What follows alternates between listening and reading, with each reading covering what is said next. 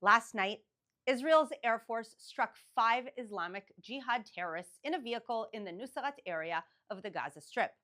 Israel, as usual, struck precisely based on intelligence while taking steps to avoid harm to civilians. Gaza's Hamas-run so-called health authorities, as usual, claimed these were journalists. Israel's military rejected the quote fake claims and released a statement just a few minutes ago with more information about the terrorists. There's a long list of alleged journalists exposed as Hamas and Islamic Jihad murderers, including some who took part in the October 7th massacre. Writing press on a terrorist does not make him a journalist. It does, however, make real journalists less safe. But that doesn't stop media like Reuters from reporting this latest terror propaganda. These agencies need to be called out for incentivizing dangerous abuse of journalists' protections and enabling the murder of innocents. The Houthis will find out what Hamas, Hezbollah, and Assad have already found out. That was Israel's Prime Minister's warning to Iran's terror pirates in Yemen. He said, the Houthis will also learn what Hamas, Hezbollah, and Assad regimes and others have learned, and this lesson will be learned across the Middle East.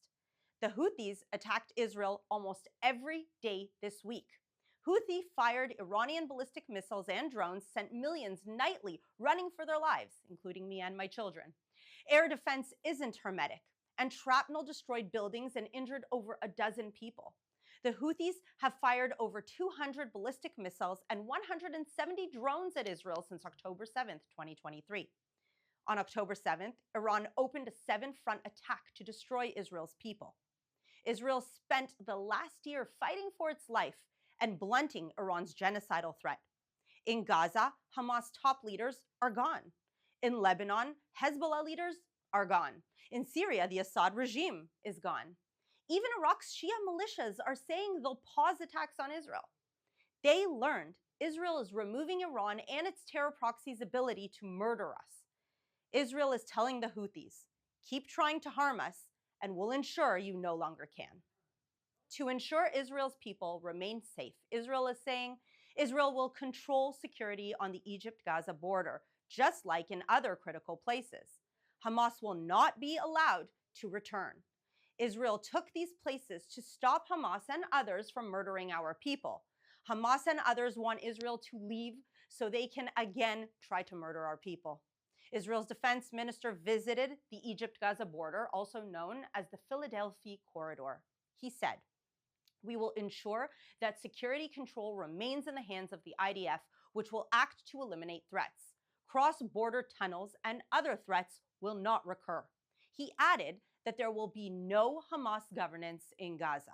He also said Israel would ensure that there are security zones, buffer areas, and commanding positions in Gaza, just as we have in Lebanon, Syria, and the eastern regions to prevent threats to Israeli communities, citizens, and soldiers.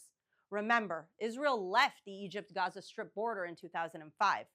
The Egypt-Gaza Strip border is precisely how Hamas smuggled the rockets it fired at homes in Israel for nearly 2 decades, and the weapons it used to massacre civilians and take 250 people, including children, as hostages on October 7th.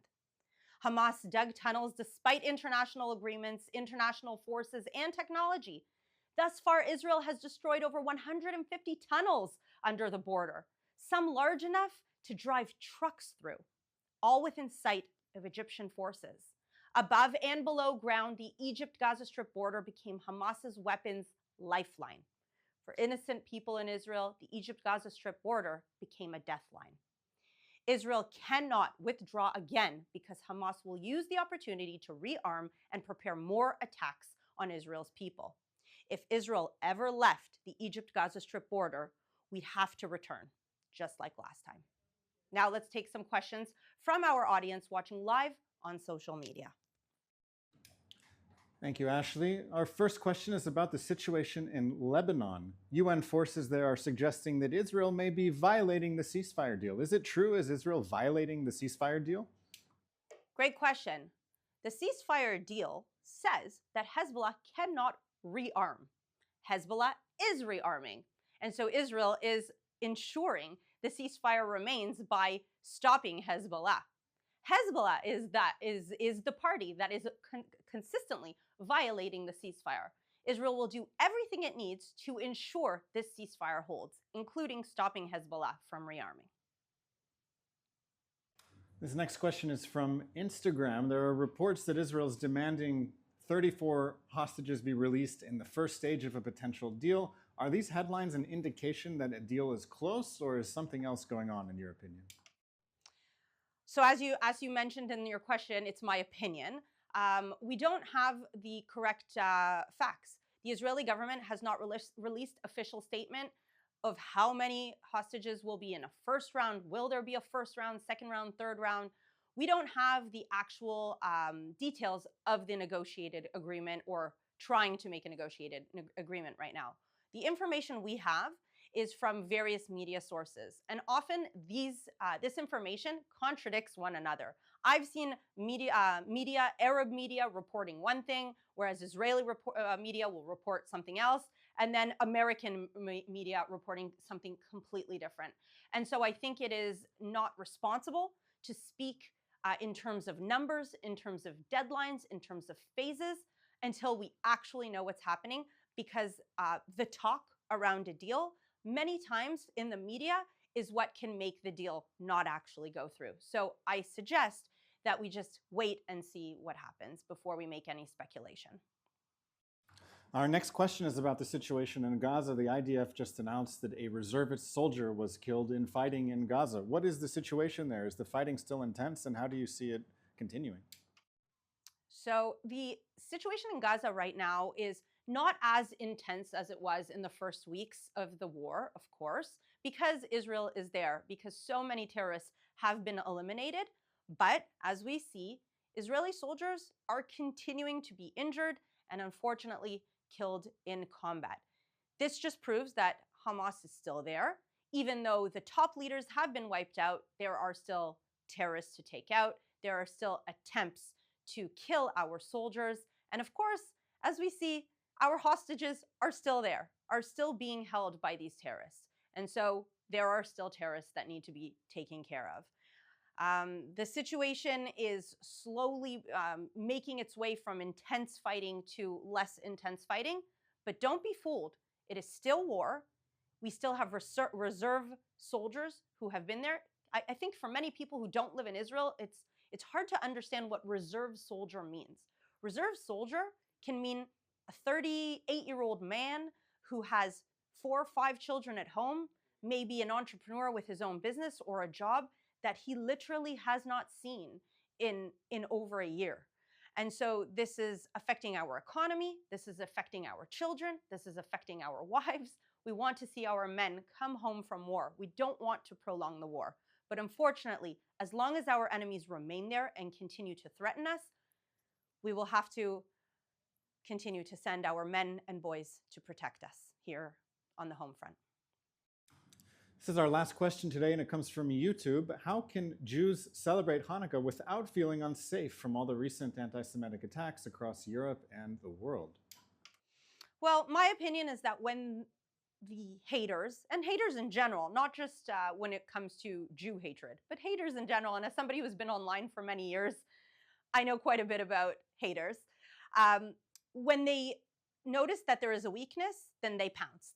They see you as prey, and they continue to make you feel weak and threatened and afraid.